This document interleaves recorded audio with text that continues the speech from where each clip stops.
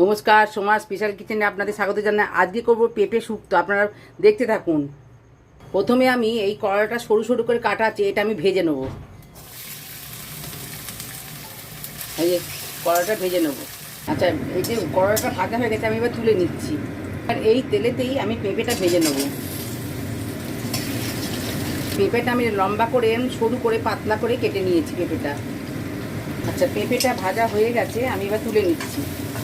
এই যে পেঁপেটা ভাজা হয়ে গেছে, আমি তুলে নিচ্ছি।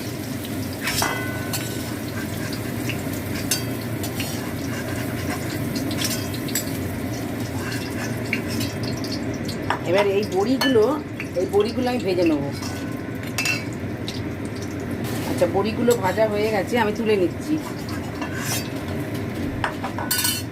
এবার আমি এই আদা, রাঁধুনি আর জিরে এটা আমি বেটে নেব।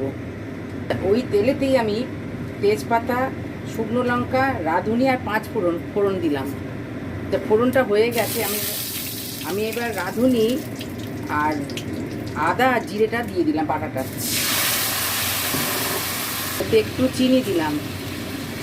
এটা কষা হয়ে গেছে, আমি এবার এই পেঁপে ভাজা, বড়ি আর এই উচ্ছে ভাজা সব দিয়ে দিলাম। দিয়ে এটা দিয়ে আবার কষবো। তো এতে আমি পরিমাণ মতো নুনটা দিয়ে দিলাম, তো পরিমাণ মতন জলটা দিয়ে দিলাম।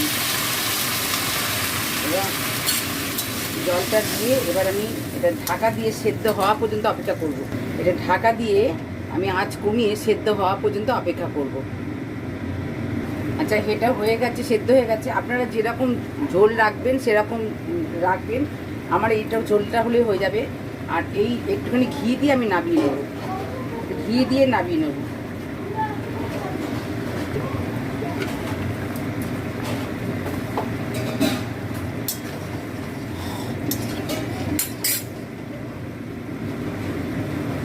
আচ্ছা, এটা আপনারা এইরকমভাবে করবেন, করে খেয়ে কমেন্টে জানাবেন। আজকের মতন এই পর্যন্ত। আপনারা লাইক, সাবস্ক্রাইব, শেয়ার করবেন। নমস্কার। এটা অসাধারণ খেতে হয়, আপনারা করে খেয়ে বলবেন।